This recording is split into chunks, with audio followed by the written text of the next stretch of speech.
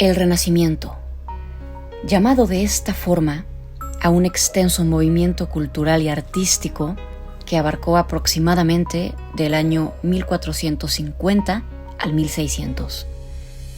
Es la consecuencia de un cambio general del pensamiento del hombre europeo, que al realzar la perfección del arte grecorromano, se contrapone a la visión fanática de la tradición medieval que observa con recelo al mundo pagano de los griegos y romanos.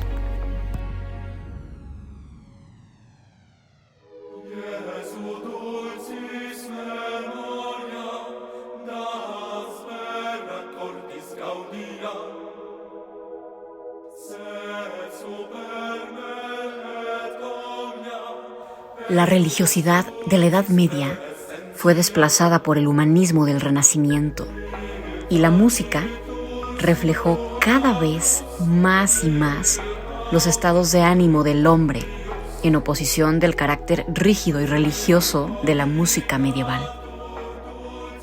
Podríamos separar este periodo en 3 etapas: primer Renacimiento, alto Renacimiento y bajo Renacimiento.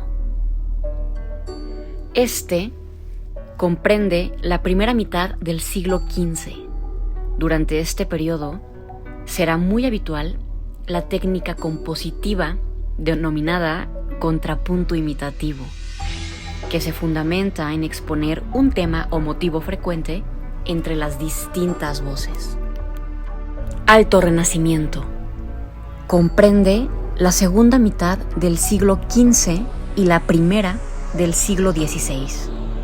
Los músicos se extienden por el territorio europeo y cada territorio recoge las novedades musicales y las acomoda a su estilo compositivo. Se crean, por lo tanto, los denominados estilos nacionales. En Italia, el género que más se cultivará será el madrigal. En Alemania se desarrollará el lied y en Francia destaca la chanson. Bajo Renacimiento se desarrolla durante la segunda mitad del siglo XVI y es en el que me voy a centrar en estos videos. La música ha caminado con el hombre desde que él mismo se reconoce como hombre.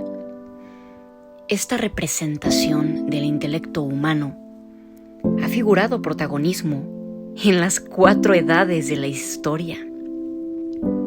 La diferencia que tenemos como seres humanos de las demás creaciones es que estamos sentenciados a reflejar nuestras vivencias a través de nuestras producciones intelectuales, es decir, el arte. Necesitamos del arte, necesitamos de los artistas. El arte es quien filtra la realidad y los artistas son los riñones de la sociedad. Necesitamos un canal de expresión para desahogar las inevitables peripecias de nuestra vida. Dicho esto, quiero resaltar la música, tanto sacra como profana, que se da en la etapa más interesante del Renacimiento, musicalmente hablando, porque es aquí cuando empieza la magia de la bendita polifonía.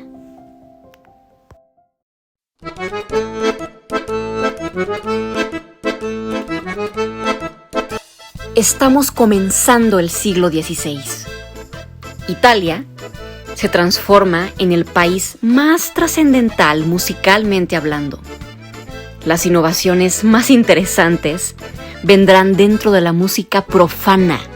Sin embargo, las 2 figuras más destacadas de este periodo se dedicarán a la música religiosa y son Giovanni Palestrina y el español Tomás Luis de Victoria.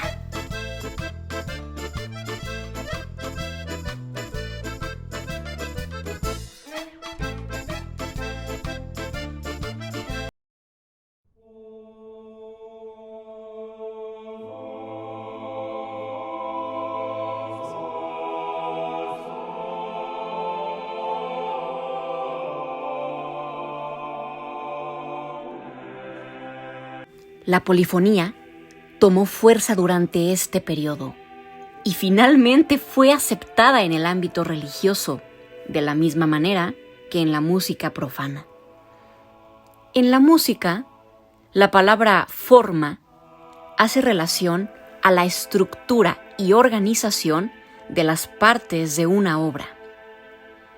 Algunas de las formas más destacadas en la música religiosa del Renacimiento son la misa y el motete. Hablemos de la misa. Esta forma musical toma el nombre del acto litúrgico durante el cual se interpreta. Durante la Edad Media constaba de 3 partes: Kyrie, Sanctus y Agnus Dei. Más tarde se le añaden nuevos pasajes como Gloria, Credo y Benedictus. Una de las misas más emblemáticas del Cinquecento es la misa al Papa Marcello, hecha por el gran Palestrina. Es su obra más conocida y la más a menudo interpretada y frecuentemente enseñada en cursos universitarios. Fue cantada en la liturgia de las coronaciones papales hasta 1963. Es fundamentalmente una misa de 6 voces, pero las combinaciones de voz varían durante la pieza. Al igual que en muchas obras contrapuntísticas de Palestrina, las voces se mueven principalmente en un movimiento paso a paso y la voz principal sigue estrictamente las reglas de los modos diatónicos.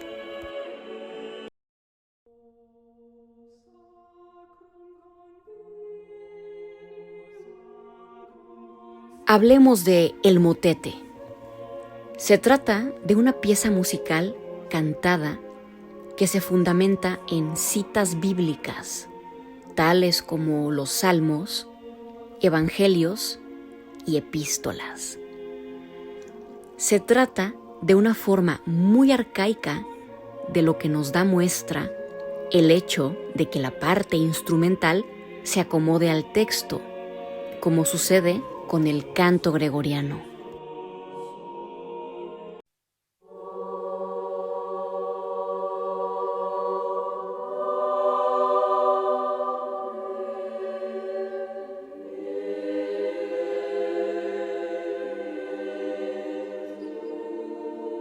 Lo que estás escuchando ahora es un motete de Palestrina.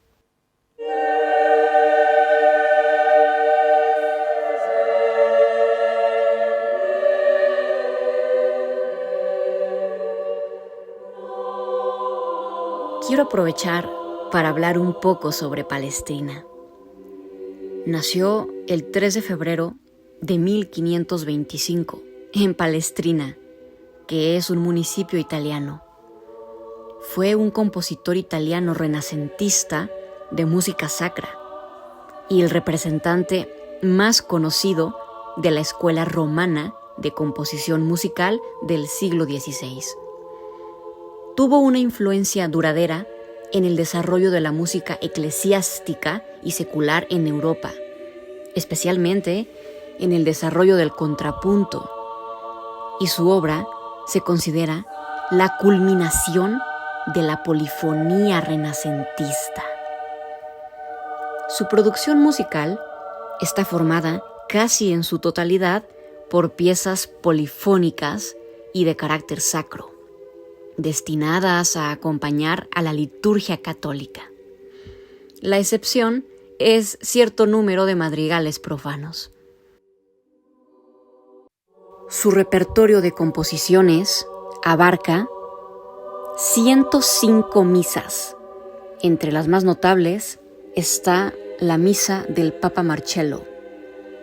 Compuso unos 500 motetes, al menos 72 himnos, 2 canciones sagradas, 11 letanías, 35 magníficas, 68 ofertorios, 49 madrigales sacros, 94 madrigales profanos y 4 o 5 conjuntos de lamentaciones.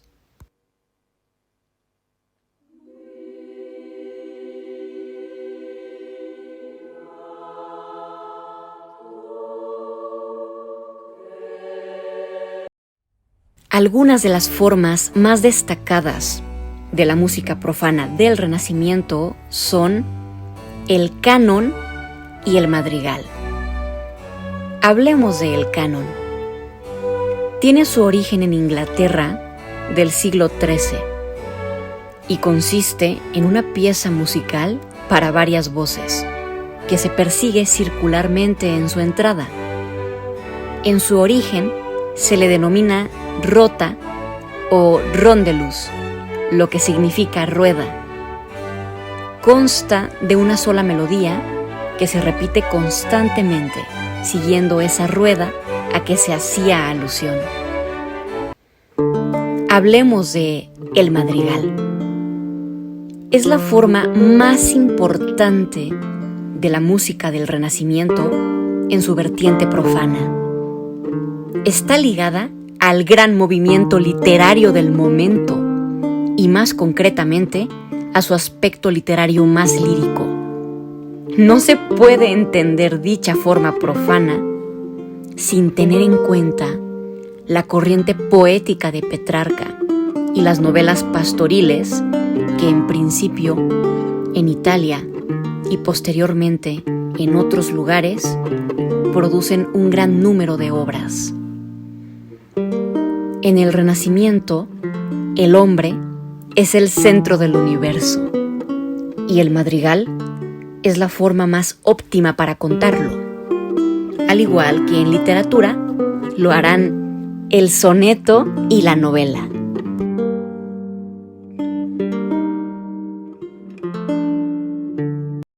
Son las cadencias naturales, como el ciclo respiratorio, la pulsación cardíaca y la regularidad entre vigilia y sueño, lo que evidencia que donde hay vida, hay ritmo.